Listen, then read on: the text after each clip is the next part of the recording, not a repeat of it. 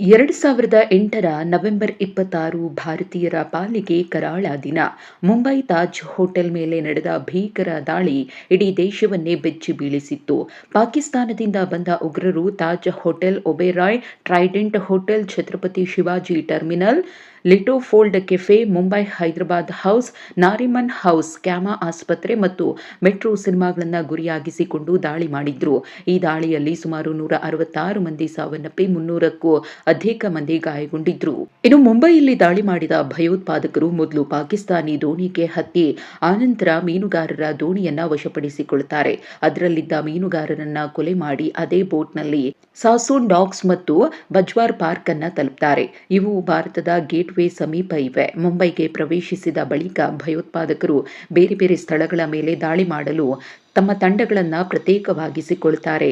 ಇದೇ ಭೀಕರ ದಾಳಿಯ ಮಾಸ್ಟರ್ ಮೈಂಡ್ ಆಗಿದ್ದ ತಹೋರ್ ರಾಣಾ ಇದೀಗ ಅಮೆರಿಕದಿಂದ ಗಡೀಪಾರಾಗಿ ಭಾರತದ ಎನ್ಐಎ ಅಧಿಕಾರಿಗಳ ವಶದಲ್ಲಿದ್ದಾನೆ. ಇನ್ನು ಈ ತಹೋರ್ ರಾಣನ ಹಿನ್ನೆಲೆ ಏನು, ಆತನ ಪಾತ್ರ ಏನು, ಆತ ಅಮೆರಿಕದಲ್ಲಿ ಸೆರೆಸಿಕ್ಕಿದ್ದು ಹೇಗೆ, ಸಂಪೂರ್ಣ ಮಾಹಿತಿಯನ್ನ ನೋಡ್ತಾ ಹೋಗೋಣ.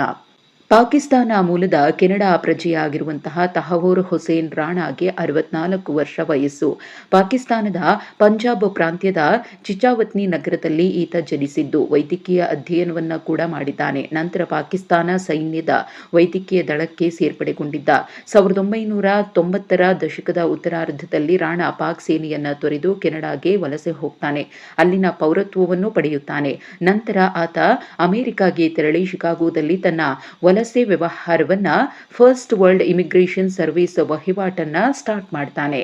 ಇನ್ನು 2005ರಲ್ಲಿ 26/11ರ ಮುಂಬೈ ದಾಳಿಯ ಸಂಚನ್ನ ರೂಪಿಸುವ ತಂಡದ ಭಾಗವಾಗ್ತಾನೆ ತಹೋರ್ ರಾಣಾ. ಆತನಿಗೆ ಪಾಕಿಸ್ತಾನ ಮೂಲದ ಪಿತೂರಿಗಾರರೊಂದಿಗೆ ಸಂಪರ್ಕ ಬೆಳೆಯುತ್ತೆ ಎಂಬ ಮಾಹಿತಿಯನ್ನ ಅಧಿಕಾರಿಗಳು ನೀಡಿದ್ದಾರೆ. ಇನ್ನು ಎನ್ಐಎ ಚಾರ್ಜ್ ಶೀಟ್ನಂತೆ ಲಷ್ಕರ್ ಎ ತೊಯ್ಬಾ ಮತ್ತು ಹರಕತ್ ಉಲ್ ಜಿಹಾದ್ ಅಲ್ ಇಸ್ಲಾಂ ಸಂಘಟನೆಯ ಸದಸ್ಯ ತಹೋರ್ ರಾಣಾ ಪಾಕಿಸ್ತಾನದ ಇತರ ಸಹಚರರೊಂದಿಗೆ 2005ರ ಆರಂಭದಲ್ಲೇ ಮುಂಬೈ ದಾಳಿಯ ಸಂಚನ್ನ ರೂಪಿಸಿದ ಅನ್ನೋ ಆರೋಪ ಇದೆ. ಇನ್ನು ಈ ದಾಳಿಯಲ್ಲಿ ಮತ್ತೊಬ್ಬ ಪ್ರಮುಖ ಪಾತ್ರಧಾರಿ ಅಂದ್ರೆ ಭಯೋತ್ಪಾದಕ ಡೇವಿಡ್ ಹೆಡ್ಲಿ. 2006ರ ಜೂನ್ ತಿಂಗಳಲ್ಲಿ ಅಮೆರಿಕಾಗೆ ಹೋಗಿ ತಹೋರ್ ರಾಣನನ್ನ ಡೇವಿಡ್ ಹೆಡ್ಲಿ ಭೇಟಿಯಾಗಿದ್ದ. ಅಲ್ಲಿ 26/11ರ ದಾಳಿಯ ಬಗ್ಗೆ ಇಬ್ಬರು ಕೂಡ ಚರ್ಚೆಯನ್ನ ಮಾಡಿದ್ರು. ಭಯೋತ್ಪಾದಕ ಡೇವಿಡ್ ಹೆಡ್ಲಿಗೆ ಭಾರತಕ್ಕೆ ಹೋಗಲು ವೀಸಾ ಪಡೆಯುವುದಕ್ಕೆ ತಹೋರ್ ರಾಣಾ ಸಹಾಯ ಮಾಡ್ತಾನೆ. ಬಳಿಕ ಮುಂಬೈಗೆ ಬಂದು ಕಾನೂನು ಸಲಹಾ ಕೇಂದ್ರವನ್ನ ಸ್ಥಾಪಿಸಿದ್ರು. ಇದು ಅವರ ದಾಳಿಯ ಕಾರ್ಯಾಚರಣೆಗೆ ಪ್ರಮುಖವಾಗಿ ಬಳಕೆಯಾದಂತಹ ಮಾರ್ಗ. ರಾಣಾ ಮತ್ತು ಹೆಡ್ಲಿಯ ಮೊದಲ ಭಾರತದ ಭೇಟಿಯ ಸಮಯದಲ್ಲಿ ಹೆಡ್ಲಿ ಹಾಗೂ ರಾಣಾ ಫೋನ್ನಲ್ಲಿ 32 ಬಾರಿ ಮಾತನಾಡಿದ್ರು. ತರುವಾಯ ಹೆಡ್ಲಿ ತನ್ನ ಎರಡನೇ ಭೇಟಿಯ ಸಮಯದಲ್ಲಿ 23 ಬಾರಿ, ಮೂರನೇ ಪ್ರಯಾಣದ ಸಮಯದಲ್ಲಿ 40 ಬಾರಿ, 5ನೇ ಪ್ರಯಾಣದ ಸಮಯದಲ್ಲಿ 37 ಬಾರಿ, 6ನೇ ಬಾರಿಯ ಪ್ರಯಾಣದಲ್ಲಿ 33 ಬಾರಿ, 8ನೇ ಪ್ರಯಾಣದ ಸಮಯದಲ್ಲಿ 66 ಬಾರಿ ಮಾತನಾಡಿರುವುದಕ್ಕೆ ದಾಖಲೆ ಇವೆ.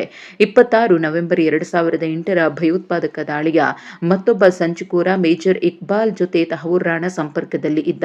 ತಹೋರ್ ರಾಣಾ ನವೆಂಬರ್ 13ರಿಂದ 21 ನವೆಂಬರ್ 2008ರವರೆಗೆ ಅಂದರೆ ದಾಳಿಯಾಗುವವರೆಗೆ ಪತ್ನಿ ಸಮ್ರಾಜ್ ರಾಣಾ ಅಖ್ತರ್ ಜೊತೆಗೆ ಹಾಪುರ, ದೆಹಲಿ, ಆಗ್ರಾ, ಕೊಚ್ಚಿ, ಅಹಮದಾಬಾದ್ ಮತ್ತು ಮುಂಬೈನಲ್ಲಿ ಸುತ್ತಾಡಿದ್ದ ಕೂಡ. ಇಲ್ಲಿ ರಾಣಾ ತನ್ನ ವಲಸೆ ಸೇವಾ ಕಂಪನಿಯ ಮುಖಾಂತರವಾಗಿಯೇ ಹೆಡ್ಲಿಗೆ ಭಾರತಕ್ಕೆ ಬರಲು ಮತ್ತು ದಾಳಿಯ ಗುರಿಗಳನ್ನು ಗುರುತಿಸಲು ಸಹಾಯ ಮಾಡಿದ್ದಾನೆ ಎಂಬ ಅಂಶ ಬೆಳಕಿಗೆ ಬಂದಿದೆ. ಇನ್ನು ಅಮೆರಿಕದಲ್ಲಿ FBI 2009ರಲ್ಲಿ ರಾಣನನ್ನ ಅರೆಸ್ಟ್ ಮಾಡ್ತಾರೆ. ಆತನ ಮೇಲೆ ಲಷ್ಕರ್ ಎ ತೊಯ್ಬಾಗೆ ವಸ್ತು ಸಾಮಗ್ರಿ ಸಹಾಯ ಮಾಡಿದ ಆರೋಪ ಇತ್ತು. 2011ರಲ್ಲಿ ಅಮೆರಿಕದ ಚಿಕಾಗೋ ಫೆಡರಲ್ ಕೋರ್ಟ್ನಲ್ಲಿ ರಾಣನ ವಿಚಾರಣೆ ಕೂಡ ನಡೆಯುತ್ತೆ. ಆತ ಲಷ್ಕರ್ ಉಗ್ರರಿಗೆ ಸಹಾಯ ಮಾಡಿದ್ದಾನೆ ಹಾಗೂ ಡೆನ್ಮಾರ್ಕ್ನಲ್ಲಿ ಉಗ್ರ ದಾಳಿಯ ಯೋಜನೆಯಲ್ಲಿ ಭಾಗಿಯಾಗಿದ್ದಾನೆ ಅಂತ ಆತನು ದೋಷಿ ಎಂದು ತೀರ್ಪನ್ನು ಕೊಡಲಾಯಿತು. ಮುಂಬೈ ದಾಳಿಗೆ ನೇರವಾಗಿ ಸಹಾಯ ಮಾಡಿದ ಆರೋಪದಿಂದ ಆತನನ್ನ ಮುಕ್ತಿಗೊಳಿಸಲಾಗುತ್ತೆ. 2013ರಲ್ಲಿ ರಾಣಾಗೆ 14 ವರ್ಷಗಳ ಜೈಲು ಶಿಕ್ಷೆಯನ್ನು ವಿಧಿಸಲಾಗುತ್ತೆ. 2020ರಲ್ಲಿ ಕೋವಿಡ್-19 ಸಾಂಕ್ರಾಮಿಕ ರೋಗದ ಟೈಮ್ನಲ್ಲಿ ಆರೋಗ್ಯ ಕಾರಣದಿಂದಾಗಿ ಆತ ಜೈಲಿನಿಂದ ರಿಲೀಸ್ ಆಗ್ತಾನೆ. ಆದರೆ ಭಾರತ ತಹೋರ್ ರಾಣನನ್ನ ಗಡೀಪಾರು ಮಾಡುವಂತೆ ವಿನಂತಿಯನ್ನ ಮಾಡಿಕೊಂಡಿತ್ತು. ಭಾರತದ ವಿನಂತಿಯ ಮೇರೆಗೆ ಆತನನ್ನ ಮತ್ತೆ ಅರೆಸ್ಟ್ ಮಾಡಲಾಗುತ್ತೆ. 2019ರ ಡಿಸೆಂಬರ್ 4ರಂದು ಭಾರತವು ಅಮೆರಿಕಕ್ಕೆ ರಾಜತಾಂತ್ರಿಕ ಟಿಪ್ಪಣಿಯನ್ನ ಸಲ್ಲಿಕೆ ಮಾಡಿ ರಾಣನನ್ನ ಗಡೀಪಾರು ಮಾಡುವಂತೆ ಮನವಿ ಮಾಡಿಕೊಂಡಿತ್ತು. ಜೂನ್ 10, 2020ರಂದು ಭಾರತವು ರಾಣನ ಬಂಧನಕ್ಕಾಗಿ ಔಪಚಾರಿಕ ದೂರನ್ನ ಕೂಡ ದಾಖಲಿಸಿತ್ತು. ಆದರೆ ರಾಣಾ ತನ್ನ ಗಡೀಪಾರನ್ನ ವಿರೋಧಿಸಿದ್ದ. ಆತನ ಪರ ವಕೀಲರು ಈಗಾಗಲೇ ಆತನನ್ನ ಅಮೆರಿಕದಲ್ಲಿ ವಿಚಾರಣೆಗೆ ಒಳಪಡಿಸಲಾಗಿದೆ. ಒಂದೇ ಅಪರಾಧಕ್ಕೆ 2 ಬಾರಿ ಶಿಕ್ಷೆ ಆಧಾರದ ಮೇಲೆ ರಾಣಾ ತನ್ನನ್ನು ತಾನು ರಕ್ಷಣೆ ಮಾಡಿಕೊಳ್ಳೋಕೆ ಮುಂದಾಗ್ತಾನೆ. ಆದರೆ ಭಾರತ ಮತ್ತು ಅಮೆರಿಕ ಸರ್ಕಾರಗಳು ಈ ವಾದವನ್ನ ತಿರಸ್ಕಾರ ಮಾಡುತ್ತವೆ. ಭಾರತದ ಮೇಲೆ ಆತ ನಡೆಸಿದ್ದಂತಹ ವಿಧ್ವಂಸಕ ಕೃತ್ಯಕ್ಕೆ ಸಂಚು, ಭಯೋತ್ಪಾದನೆ, ಕೊಲೆ ಆರೋಪಗಳು ಅಮೆರಿಕದಲ್ಲಿ ವಿಚಾರಣೆಗೊಳಪಟ್ಟು ಅಪರಾಧಗಳಿಗಿಂತ ವಿಭಿನ್ನವಾಗಿವೆ ಎಂಬುದು ಸಾಬೀತಾಗುತ್ತೆ. 2023 ಮೇ 16ರಂದು ಅಮೆರಿಕದ ಕ್ಯಾಲಿಫೋರ್ನಿಯಾದ ಮ್ಯಾಜಿಸ್ಟ್ರೇಟ್ ಜಡ್ಜ್ ರಾಣಾನನ್ನ ಗಡೀಪಾರು ಮಾಡಬಹುದು ಅಂತ ಹೇಳಿ ಪ್ರಮಾಣೀಕರಿಸುತ್ತಾರೆ. ಆಗಸ್ಟ್ 15, 2024ರಂದು 9ನೇ ಸರ್ಕ್ಯೂಟ್ನ ಅಪೀಲ್ ಕೋರ್ಟ್ ಈ ತೀರ್ಪನ್ನ ಎತ್ತಿ ಹಿಡಿಯುತ್ತೆ. ರಾಣಾ ತನ್ನ ಕೊನೆಯ ಕಾನೂನು ಅವಕಾಶಕ್ಕಾಗಿ ಅಮೆರಿಕದ ಸುಪ್ರೀಂ ಕೋರ್ಟ್ಗೂ ಕೂಡ ಮೇಲ್ಮನವಿ ಅರ್ಜಿಯನ್ನ ಸಲ್ಲಿಸ್ತಾನೆ.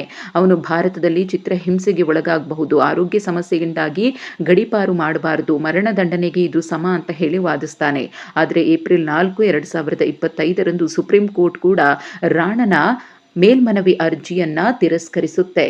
ಸುಪ್ರೀಂ ಕೋರ್ಟ್ ತೀರ್ಪಿನ ನಂತರ ರಾಣಾನ ಗಡೀಪಾರಿಗೆ ಯಾವುದೇ ಕಾನೂನು ಅಡೆತಡೆಗಳು ಇರುವುದಿಲ್ಲ. ಭಾರತದ ರಾಷ್ಟ್ರೀಯ ತನಿಖಾ ಸಂಸ್ಥೆ ಅಂದ್ರೆ NIA ತಂಡವು ಅಮೆರಿಕಾಗೆ ತೆರಳಿ ರಾಣನನ್ನ ತನ್ನ ವಶಕ್ಕೆ ತೆಗೆದುಕೊಂಡಿದೆ. ಸದ್ಯ NIA ಅಧಿಕಾರಿಗಳ ಕಸ್ಟಡಿಯಲ್ಲಿದ್ದಾನೆ. ಈ ಮೂಲಕ 2008 26/11 ದಾಳಿಯ ನ್ಯಾಯಕ್ಕಾಗಿ ಭಾರತದ ದೀರ್ಘಕಾಲದ ಹೋರಾಟಕ್ಕೆ ಯಶಸ್ಸು ಸಿಕ್ಕಂತಾಗಿದೆ. ಇನ್ನು ಈ ವಿಧ್ವಂಸಕ ಕೃತ್ಯದಲ್ಲಿ 10 ಮಂದಿ ಉಗ್ರರು ಭಾಗಿಯಾಗಿದ್ರು. ಆ ಪೈಕಿ 9 ಮಂದಿಯನ್ನ ಯೋಧರು ಹೊಡೆದುರುಳಿಸಿದ್ರು. ಇನ್ನುಳಿದಂತೆ ಭಯೋತ್ಪಾದಕ ಅಮೀರ್ ಅಜ್ಮಲ್ ಕಸಬ್ನನ್ನ ಸೆರೆ ಹಿಡಿಯುವಲ್ಲಿ ಭದ್ರತಾ ಪಡೆ ಸಿಬ್ಬಂದಿ ಯಶಸ್ವಿಯಾಗಿದ್ರು. 2012ರ ನವೆಂಬರ್ನಲ್ಲಿ ಪಾಕಿಸ್ತಾನಿ ಗುಂಪಿನ ಈ ಏಕೈಕ ಜೀವಂತ ಭಯೋತ್ಪಾದಕ ಅಜ್ಮಲ್ ಅಮೀರ್ ಕಸಬ್ನನ್ನ ಪುಣೆಯ ಎರವಾಡ ಜೈಲಿನಲ್ಲಿ ಗಲ್ಲಿಗೇರಿಸಲಾಗಿತ್ತು.